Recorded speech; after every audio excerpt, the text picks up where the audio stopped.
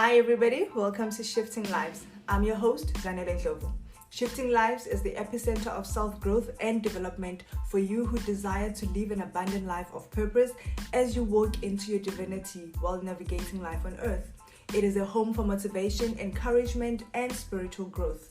A safe place for vulnerability as well as celebrations. Hi guys, welcome to Shifting Lives. And this week we will be talking about the definition of self. One thing I didn't realize was that self-discovery was a continuous journey. It is not based on one event in your life or one, season in your life that you go through. Whether traumatic or celebratory, it doesn't define who you are.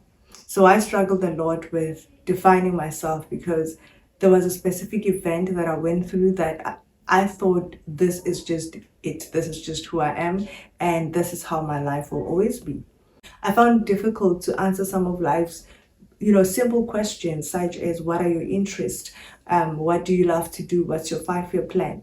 This and many other questions are avoided. I avoided so easily by claiming that I'm just living for the moment. The Bible says, do not worry about tomorrow and let tomorrow worry about its own, just do today. So I kept saying, I'm just doing today. I'm doing today. So don't ask me anything about tomorrow. Don't ask me anything about my interest.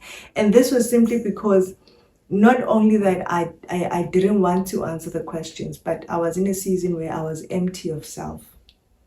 Yeah, I was empty of self. I couldn't identify with me in that season. I couldn't identify with who I was becoming, who I was, or I couldn't even remember who I used to be. I was so hurt. I was in a traumatic experience that I was lost.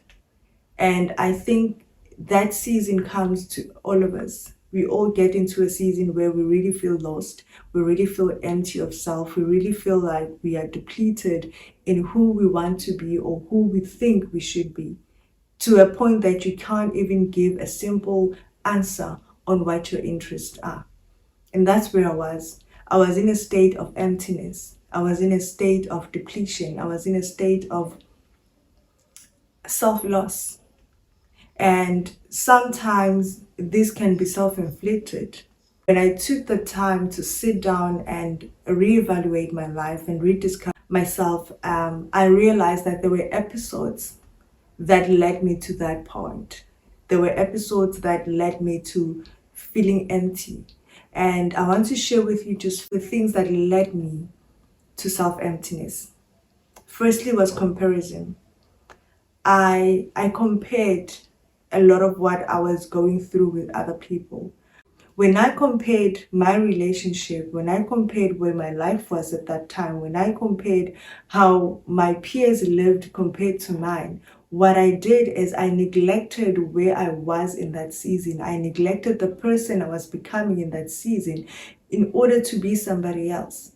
It was not even being in a competition with that person. It was me trying to be that person, to level up to that person.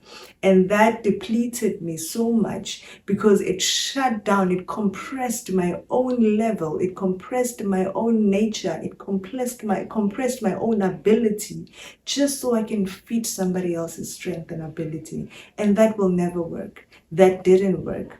And it led me to feel so insecure, so empty, so vulnerable.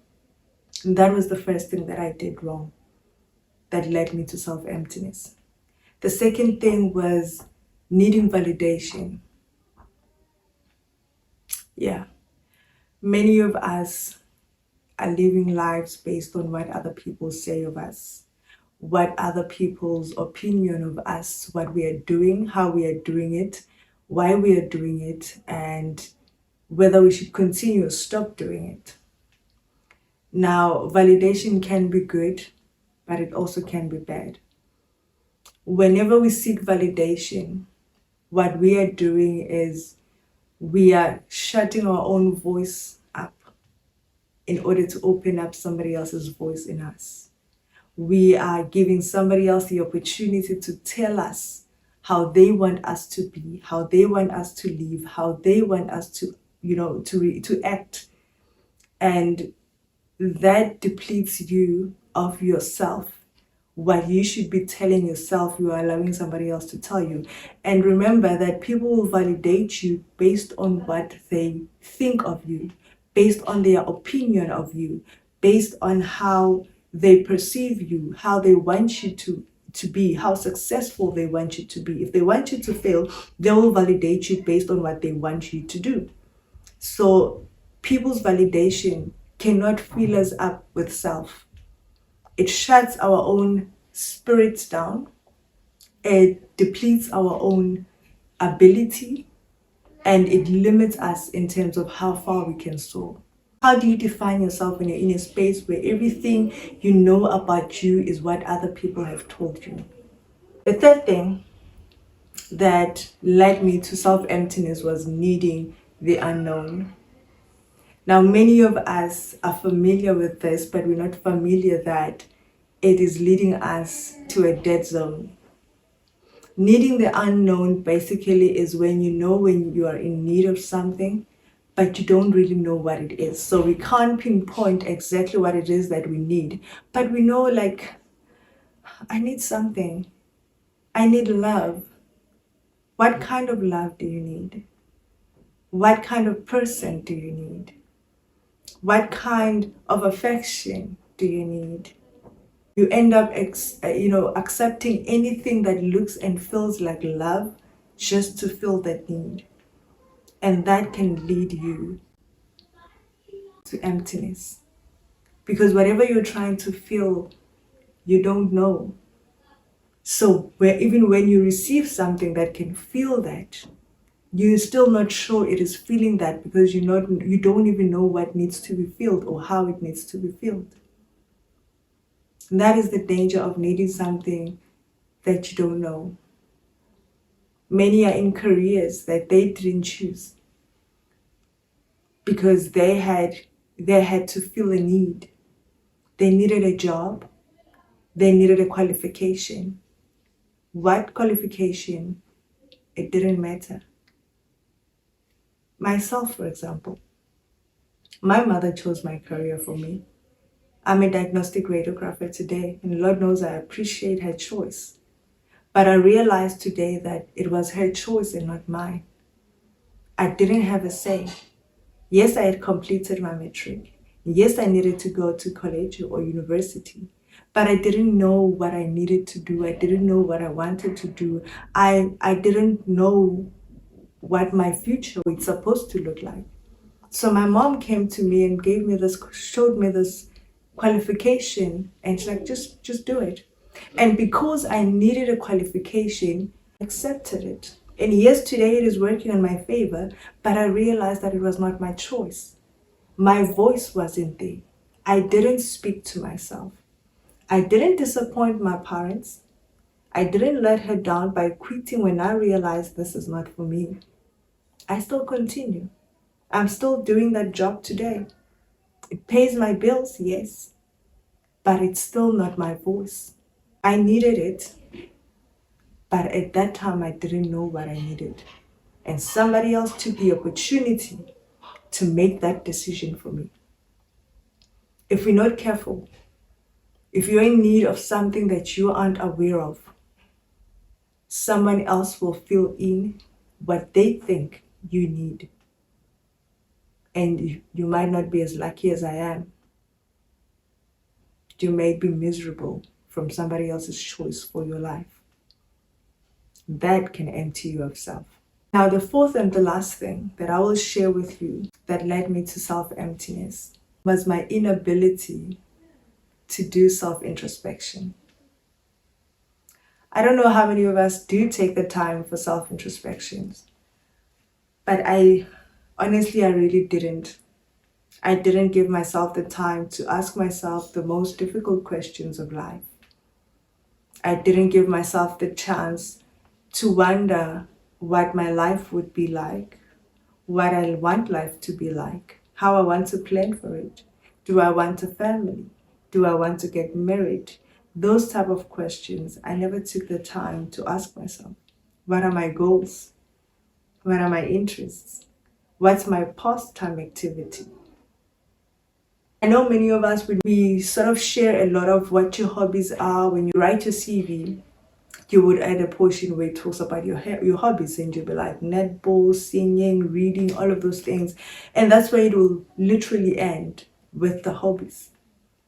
It doesn't go further than that. We don't take the time to say, okay, now that you've got my hobbies, what can I do from what I know about my hobbies and my interests? Do they change over time? Or is the hobby just something that I used to do and I just write it because I've once done it? I'm not sure if it still fits in this season, but I've once done it. I've been a netball player before. It is in the past of my life. Right now in my season, I don't see myself playing netball again. So if I'm going to answer you based on what I used to be, I'm not giving you an accurate answer because I'm no longer that person.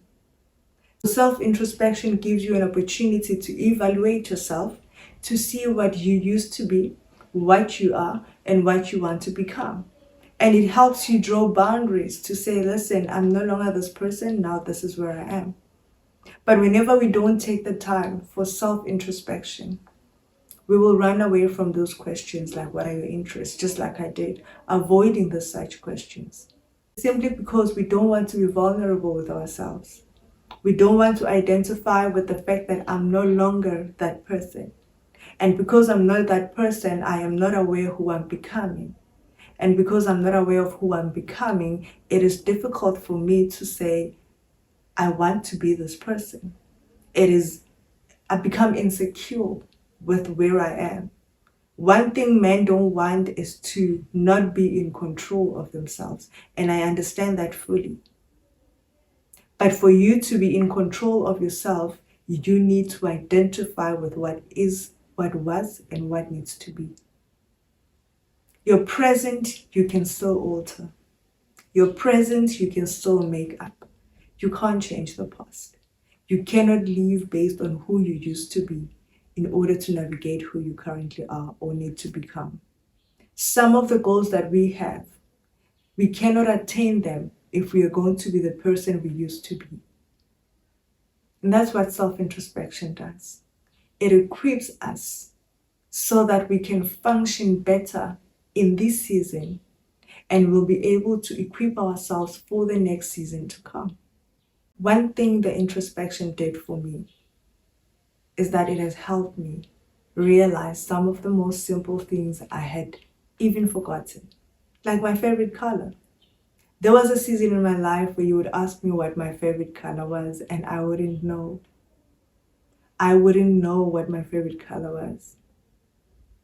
But when I did self-introspection, I realized what color I had always loved, and that has always been orange. And I think that will now be, for most people, it will give you an understanding of why Shifting Lives is all orange. It is a bold color, courageous color. This is the color that I love, that, for me, it reminds me of who I am, my character, my nature, my boldness, confidence. That's why I love it. So yeah, it has been that much of a challenge for me, but figuring out my favorite color was just the beginning, the tip of the iceberg. Self-introspection really does help a long way in terms of defining myself, in terms of doing the things that I love, because now it is my voice that speaks louder than somebody else's voice. And it is easy for me to tell somebody, like, your opinion of what you think I can do is half truth. The other half, or most of the truth, comes from my voice and what I know about myself. And that is what defining yourself is all about. Not based on other people's opinions, not based on other people's perspective, but based on what you know about yourself, what you believe about yourself, what you have discovered about yourself. So even when somebody brings you a comment on what you do or how you do it, you know how that comment can sit because you know the truth about yourself. This is what this whole episode is all about. Learning to define yourself, learning to give yourself a voice. Take the self-discovery challenge. Equip yourself with the knowledge of some of the things that you have left undone, some of the things that you have neglected. Don't be like me. Don't avoid questions that would really impact your life just simply because you don't have the answers. Give yourself time to search for the answers. Search for what life is to you, what meaning life gives you. And if you don't know, it's okay. That's what the challenge is about. For you to recognize the parts of you that you still aren't aware of. The parts of you that you are not sure of. But in the meantime, you also have to be awakened to the things that you know and you are sure of. Build from what you already know. Build from what you have discovered and allow the process to teach you some of the things that you weren't aware and you actually come to light with. That is the beauty of life. You don't have to have all the answers right now. You don't have to know everything right now. You have simply need to be in the process.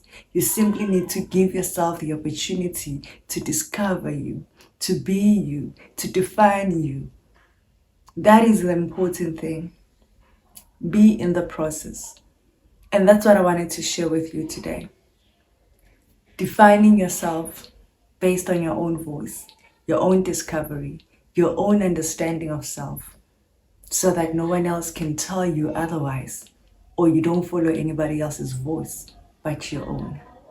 We use people's opinions and comments about what we do only to enhance our skills better, to promote ourselves better, to equip ourselves better. It is not the only voice that we need to listen to. Our voices are the most important voices we need to listen to, because that is the only voice that God also listens to.